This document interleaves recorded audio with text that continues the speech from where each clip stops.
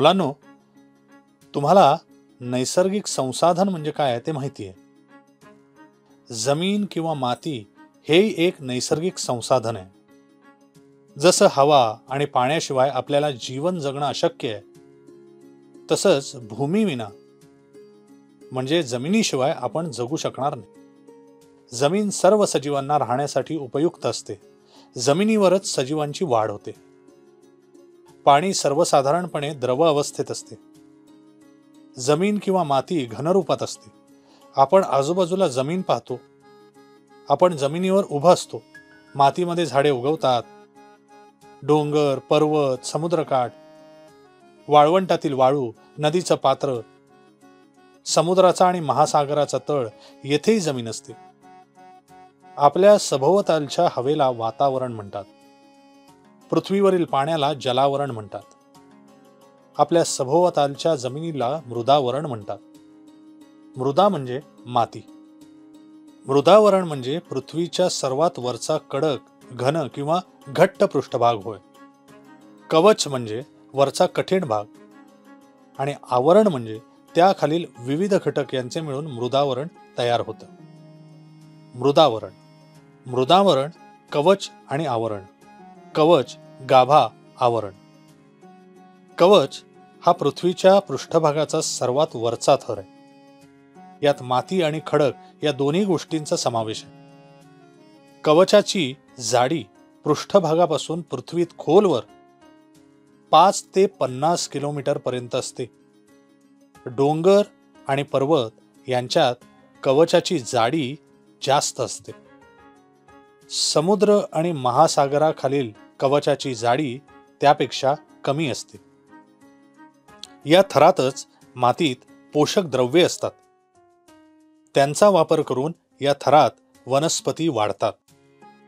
चिचुंद्र्या, ससे, उंदीर, साप, गांडुळे, मुंग्या इत्यादी अनेक प्राणी देखील या थरात जमिनीत बीळ करून जगतात. याच थरात आपण शेतात भाजी, धान्य, फळं, फुलं लावतो. तसेच राहण्यासाठी घरं बांधतो. वेगवेगळे कारखाने चालवतो. शाळा व कॉलेज बांधतो. याच थरात खाणकाम केलं जातं. पुढील चित्रात दिसणारे मातीचे थर पहा.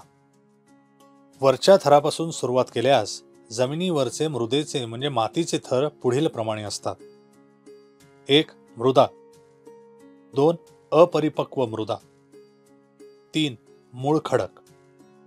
मातीचे थर: मृदा, अपरिपक्व मृदा, मूळ खडक. मृदा. मृदेचा पृष्ठभाग हा कुथित मृदेने तयार झालेला असतो. मृत वनस्पती आणि मृत प्राण्यांच्या अवशेषांच्या कुजण्याने कुथित मृदा तयार होते. कुथित मृदेमुळे मातीची सुपीकता आणि पाणी साठवण्याची क्षमता सुधारते. या कुथित मृदेच्या खाली परिपक्व मातीपासून बनलेला मृदेचा पुढील थर आहे.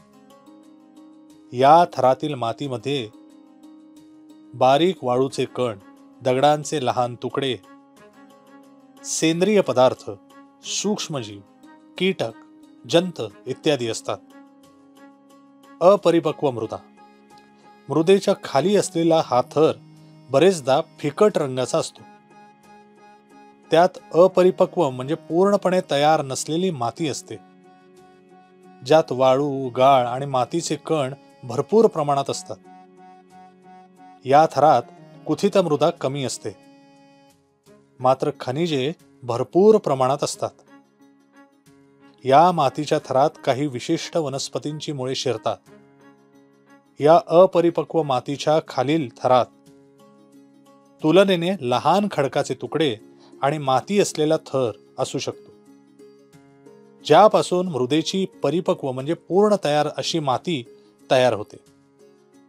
मूळ खडक हा जमिनीचा सगळ्यात खालचा आणि सर्वाधिक टणक असा थर असून तो मोठ्या खडकांच्या मोठमोठ्या तुकड्यांचा मिळून तयार झालेला असतो. अनेक भौतिक घटनांमुळे खडकाचं विघटन होतं. उदाहरणार्थ उष्णता, थंडी, पाऊस, जमिनीखाली होणाऱ्या पाण्याच्या हालचाली यामुळे खडक झिजतात. त्यामुळे त्यांचे छोटे छोटे तुकडे होतात. पृथ्वीचं कवच आणि आवरण यांच्यामध्ये भूस्तरांच्या हालचाली होतात. जमिनीच्या मोठ्या थरांमध्ये भेगा असतात. जमिनीचे हे प्रचंड मोठे थर एकमेकांवर घासले जातात. त्यामुळे दाब निर्माण होतो. त्यामुळे भूकंपही होतात. काही रासायनिक प्रक्रियांमुळेही खडकांचे हळूहळू विघटन होते. त्यामुळे त्यांचे छोटे छोटे तुकडे होतात. हळूहळू त्यांचे छोटे कण होतात. तीच मृदा किंवा माती होय. याला हजारो वर्ष लागतात. म्हणून हा नैसर्गिक साठा आपण जपला पाहिजे. मुलांनो, तुम्ही कधी समुद्रकिनारी, जंगलात, शेतात, वाळवंटात गेला आहात का? किंवा त्यांची रंगीत चित्र पाहिली आहेत का? प्रत्येक ठिकाणी माती खूप वेगळी असते. उदाहरणार्थ, समुद्र किनाऱ्यावरील माती खूप वालुकामय म्हणजे बारीक वाळू असलेली आणि ओली असते. वाळवंटातील माती वालुकामय असूनही कोरडी असते. जंगलातली माती गडद रंगाची ओलसर असते आणि भाताच्या किंवा तांदळाच्या शेतातली माती चिकण माती असते. विचारपेटी: जमिनीवरील मातीचा रंग, पोत प्रदेशाप्रमाणे का बदलतो? मातीच्या निर्मितीवर पुढील विविध घटकांचा परिणाम होत असतो. मूळ खडकाचे स्वरूप, खडकांची खनिज रचना, आसपासचे तापमान, विशिष्ट प्रदेशातील पर्जन्यमान म्हणजे पाऊस, आर्द्रता, वनस्पती, सूक्ष्मजीव, प्राणी जीवन इत्यादी. त्यामुळे मातीतही प्रदेशानुसार बदल होतो. आपल्या देशात बऱ्याच प्रकारची माती आढळून येते. उदाहरणार्थ, लाल माती, काळी माती, चिकण माती, पोयटा माती, गाळाची माती इत्यादी. माणसाच्या चुकीच्या वागण्यामुळे मातीच्या स्वरूपावर वाईट परिणाम होऊ शकतात. उदाहरणार्थ, प्लॅस्टिक टाकणे, विषारी पदार्थ टाकणे इत्यादी. त्यामुळे माती किंवा जमीन प्रदूषित होऊ शकते. त्याचा निसर्गावर वाईट परिणाम होऊ शकतो. पर्यावरणाचा समतोल बिघडू शकतो. खूप जंगलतोड, बांधकाम, खाणकाम, प्लास्टिक, स्टायरोफोम अशा मानवनिर्मित साहित्याचा कचरा टाकणे यामुळे मातीचा दर्जा बिघडतो.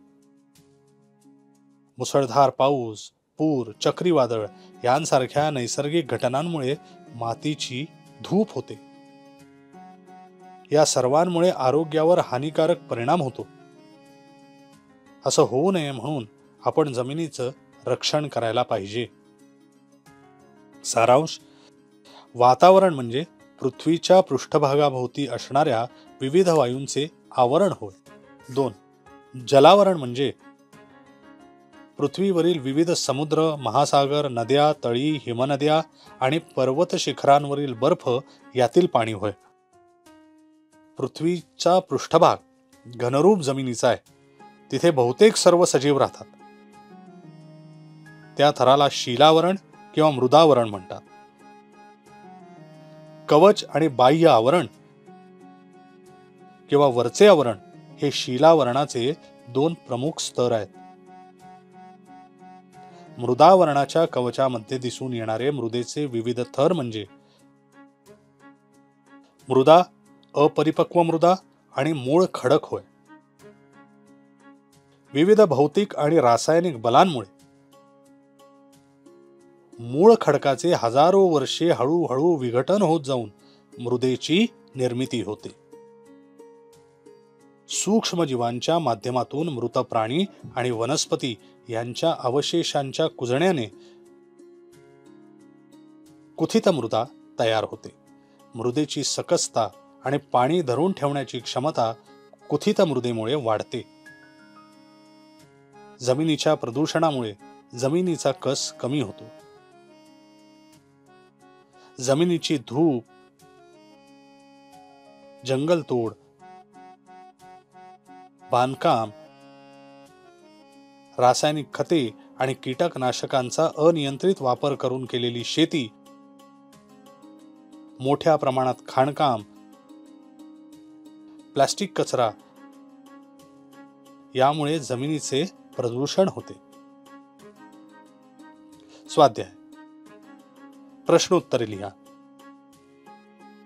मृदेचे थर कोणते? माती कशी तयार होते? मानवाच्या कोणत्या कृतींमुळे जमिनीचे प्रदूषण होऊ शकते? प्रश्न दुसरा. जमिनीचे रक्षण करण्याचे 3 उपाय लिहा.